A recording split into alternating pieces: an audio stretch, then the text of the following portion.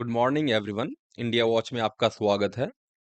आज का हमारा मेन मुद्दा होगा विमेन्स रिजर्वेशन बिल और geopolitics of Indo Pacific. चलिए स्टार्ट करते हैं आज का Hindu op ed analysis. The first editorial is legislating change. The women's reservation bill must be implemented without delay. तो इसमें अभी क्या हुआ है कि जो स्पेशल सेशन ऑफ लोकसभा जो ट्यूसडे को कन्वीन हुआ था उसमें विमेन्स बिल को टेबल किया गया है and it has been passed by 2/3 majority and the bill will be called 128th constitutional amendment bill. You can remember this number, ये एग्जाम में पूछा जा सकता है with this number only.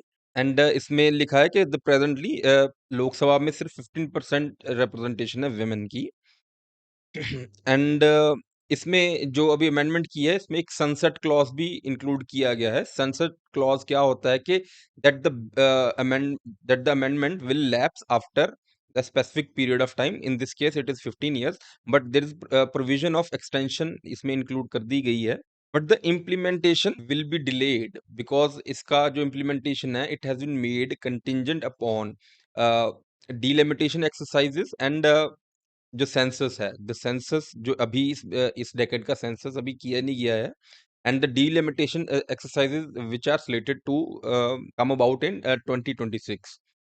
The editorial argues that ये kind of delaying tactics है to implement this long overdue bill because delimitation and census का data होना जरूरी नहीं है। आप जो है 33% सीट्स बांट दें, ऑफ कोर्स देर कोई फॉर्मूला निकाल लिया जाएगा कि कौन कौन सी सीट्स हैं जो रिजर्व रखनी है विमेन के लिए। एंड इसमें अभी ये भी डिस्कस किया गया कि कोशिश करनी पड़ेगी by broader political class in the society कि this is not reduced to mere tokenism because is there is huge possibility कि it can be reduced into tokenism because the present state of India's parliament जिसमें parliament जो है as an institution is weakening and जहाँ पे जो individual MPs हैं वो they are not able to make much difference और वैसे भी debate जो है हो नहीं रही है, disruptions ज़्यादा हो रही हैं and also due to anti defection law जो है देयर इज जो जो कॉन्शियंस बेस्ड वोटिंग, जब कॉन्शियंस बेस्ड जो पॉलिटिकल बिहेवियर ऑफ एमपीज है उसको कोई वॉइस नहीं मिलती।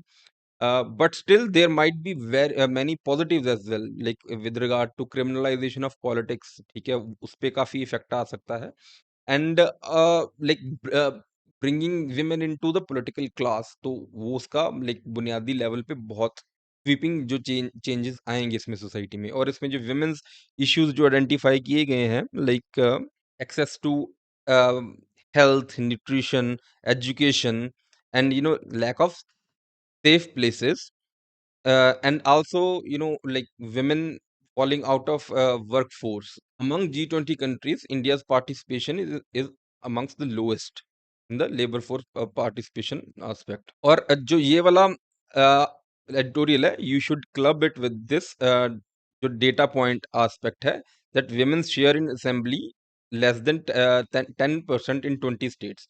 और यहाँ पे जो है both horizontal analysis and longitudinal analysis किया हुआ है। हॉरिजॉन्टल एनालिसिस क्या है कि comparison between different states at a particular time and comparison between different nations, countries at a particular time.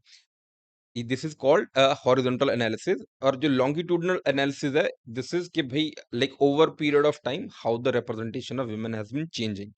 तो ये जो चार्ट है लाइक इट्स अ अच्छा useful data, you can have a glance over it. You can skip the second editorial. इसमें मोटा मोटा it's talking about the solar radiation management, जहाँ पे जो इंसोलेशन है इनकमिंग सोलर रेडिएशन उसको मैनेज किया जाएगा। तो the editorial is talking about कि इसके जो अनइंटेंडेड कॉन्सिक्वेंसेज हैं नो वन नोज के वो like what will those will be. And ये बोल रहा है कि जो इस टाइप की रिस्की मिटिगेशन स्ट्रेटजीज नहीं अपनानी चाहिए। जो अगर प्रॉब्लम आपको एड्रेस करनी है आपको रिडक्शन इन एमिशंस की तरफ जाना चाहिए, इस टाइप के रिस्की मेथड्स नहीं अपनाने चाहिए। ये एडिटोरियल जो बेसिकली कार्बन फिक्सिंग है लाइक कार्बन कैप्चरिंग है उसको भी इतना सपोर्ट नहीं करता, बट बोल रहा है कि like it's still lesser of an evil, but the main point is handling the emissions. इसमें जो लीड आर्टिकल है, taking a giant leap for a new ethics in outer space, written by Gopal Krishna Gandhi. तो इसमें you can बहुत ही आप cursory reading मार सकते हैं। इट्स टॉकिंग अबाउट के शेयरिंग द एनेक्डोट ऑफ कि हाउ रेस फॉर पोल्स जो हुआ था कि एंटार्क्टिका वगैरह में जिस कंट्री ने पहले झंडा गाड़ दिया, उन्होंने क्लेम कर लिया कि this is our territory. And it is talking about कि भाई वैसी चीजों के पीछे नहीं, मतलब वैसे पैटर्न्स दोहराने नहीं चाहिए। एंड सिमिलर जो पैरेलल बिठाया है आउटर स्पेस और जो अंटार्कटिका साउथ पोल और आउटर स्पेस में बिठाया है एंड द मून में बिठाया है, कि ऐसे नहीं कि आपने भी झंडा गाड़ दिया वो आपका हो गया। इट शुड बी जो कॉन्शियसनेस है इसमें shared humanity and the shared Cosmos को लेके चलना चाहिए। And now let's come to our prime story of today's newspaper, that is geopolitics of Indo-Pacific region। और इसमें हम जो है ये वाला जो आर्टिकल है, वियतनाम की piece of America Indo Pacific puzzle, और जो अगले पेज पे जो आर्टिकल है, the 3 years of Abrahamic accords, इन दोनों को क्लब करके ही एनालाइज करेंगे। पहले हम ये वियतनाम वाला आर्टिकल देखते हैं। वियतनाम की piece of America's Indo Pacific puzzle.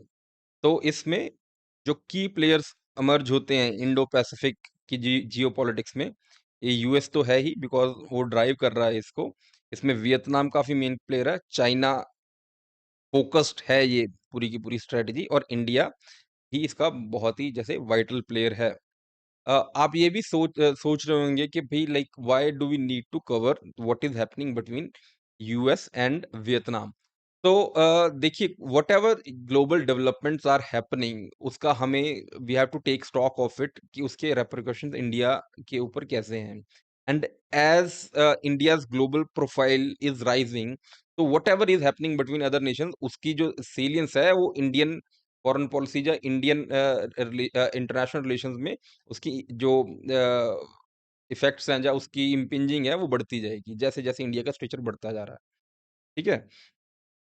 तो इसमें जो यूएस के ड्राइवर्स हैं towards that that are driving it towards Vietnam, वो देख लेते हैं। और अभी ये चीज जो ओकेजन कर दी गई है because India and sorry US and Vietnam are about to sign comprehensive strategic partnership. और इससे पहले वियतनाम की 4 कंट्रीज के साथ ही कॉम्प्रिहेंसिव स्ट्रेटेजिक पार्टनरशिप है, and these countries are Russia, China, India and South Korea. Right.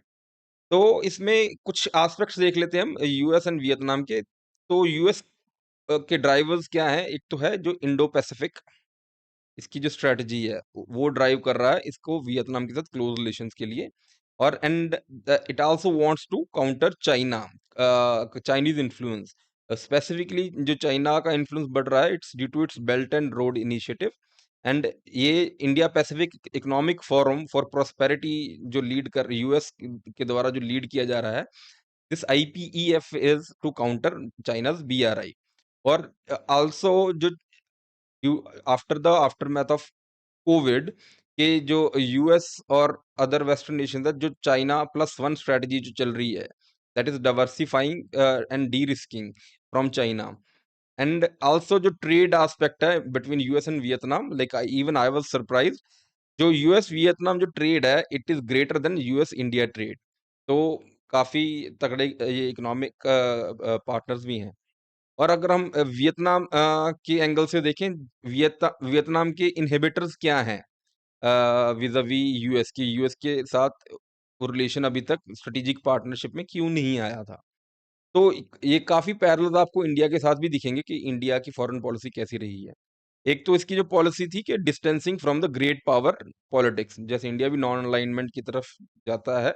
तो एक तो ये फैक्टर था। एंड कोल्ड वॉर एरा में Vietnam was in the Soviet camp because communist government थी।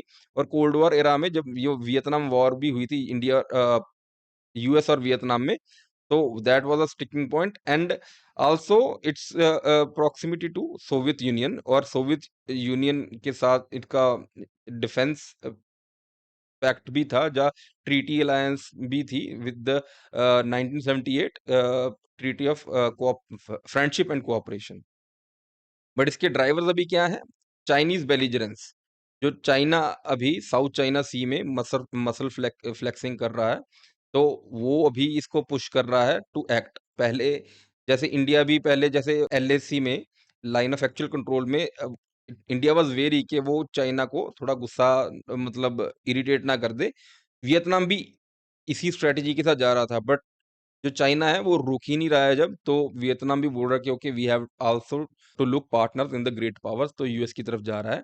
और जो रशिया की आइसोलेशन, ग्लोबल आइसोलेशन हो रही है, और इसका जो पूरा डिफेंस अपैरेटस है वियतनाम का, लाइक इंडिया, वो भी रशियन डिफेंस इक्विपमेंट पे डिपेंडेंट है, तो वो भी अभी अनसस्टेनेबल हो गया है। And the trade is, of course trade is important, अच्छी वॉल्यूम पे ट्रेड हो रहा है। और इसमें what is in it for India in the whole episode, एक तो है that India and Vietnam are strategic partners already, and जो Vietnam is also buyer of Indian defence equipment, and there is convergence with US. US की जो है India Pacific strategy पे, दोनों की, इंडिया और वियतनाम दोनों की कन्वर्जेंस आ रही है। एंड आल्सो अभी जो चाइना प्लस स्ट्रेटजी अपनाई जा रही है वियतनाम के साथ भी सिमिलर लाइंस पर, जो है सेमीकंडक्टर सप्लाई चेन जो डेवलप करने की बात हो रही है। जैसे इंडिया के साथ जो है initiative over critical and emerging technology जो साइन हुआ है, तो ये यूएस और वियतनाम में भी ये बात चल रही है। तो basically a supply chain arc which extends from Vietnam to Europe via West Asia and anchored by India with the newly launched India Middle East Europe Economic Corridor. So it would be useful to look at the world's map. This is Vietnam, okay? This is China. This is South China Sea. This is India, and this is जो है waste Asia. Okay, जो अभी हमने देखा है India middle east Europe economic corridor, वो जो ये ब्लू लाइन दिख रही है आपको, दिस थिंग, ये है, लाइक हमने ये पिछले आर्टिकल्स में ये डिस्कस किया हुआ है। एंड इंडिया और जो थाईलैंड म्यांमार में एक ट्राइलेटरल हाईवे की भी जो है बात हुई हुई है, इस पे भी काम जो है चल रहा है। इसको बस थोड़ा साथ में कंबोडिया से होते हुए वियतनाम के साथ कनेक्ट करना है। और जहाँ पे बेसिकली जो यूएस इज रिवर्सिंग जो कॉन्सेंट्रेशन ऑफ जो सप्लाई चेन्स जो है, जो दिस कोस्ट ऑफ, जो ये कोस्ट है चाइना में, इसमें कॉन्सेंट्रेटेड है, तो उसको डिस्पर्स करने की अभी कोशिश चल रही है, डी रिस्किंग चल रही है रादर देन डीकपलिंग, इसके ऊपर भी बात हुई हुई है। तो बेसिकली 1990 से लेके, ठीक है, 2010 तक सारा का सारा जो फोकस था यूएस प्राइवेट सेक्टर का, it was on bolstering China. But अभी चाइना से डिस्पर्स करके अभी ये जो मोर फ्रेंडली कंट्रीज है, और इंडो पैसिफिक जो इसकी यूएस की स्ट्रेटजी है, उसका भी मेन एंकर पॉइंट हो जा रहा है ये। यहाँ पे यूएस का इंटरेस्ट इस कॉरिडोर में भी अभी आ गया है, तो ये भी यूएस बैक्ड ही है, जो इंडिया पैसिफिक इकोनॉमिक फ्रेमवर्क है, ठीक है। तो इसमें सबसे ज्यादा फायदा क्या होगा, जो फाइनेंसिंग है, जो लॉन्ग टर्म फाइनेंसिंग है, डेवलपमेंट फाइनेंसिंग है, वो यूएस के आने की वजह से काफी उसको इम्पेटस मिलेगा। And so this huge corridor can be built, जिसमें India is in the middle, और ये पूरा यहाँ से यहाँ यूरोप तक जा रहा है, and is the counter to China's जो बेल्ट एंड रोड इनिशिएटिव है, जो इस साइड पे आ रहा है। तो like this also indicates a truly Asian century, कि यहाँ पे अभी जो इंफ्रास्ट्रक्चर डेवलपमेंट है, वो पूरा पूरा जो सेंटर ऑफ ग्रेविटी है, वो एशिया की तरफ जो है शिफ्ट हो जा रहा है। यहाँ पे जैसे नॉर्थ साउथ कॉरिडोर कॉरिडोर भी है, ईरान और इंडिया को कनेक्ट कर रहा है, एंड रशिया को भी कनेक्ट करेगा। देन सेंट्रल एशिया, अफगानिस्तान, यहाँ तक भी जो इसके टेंटिकल्स जाएंगे।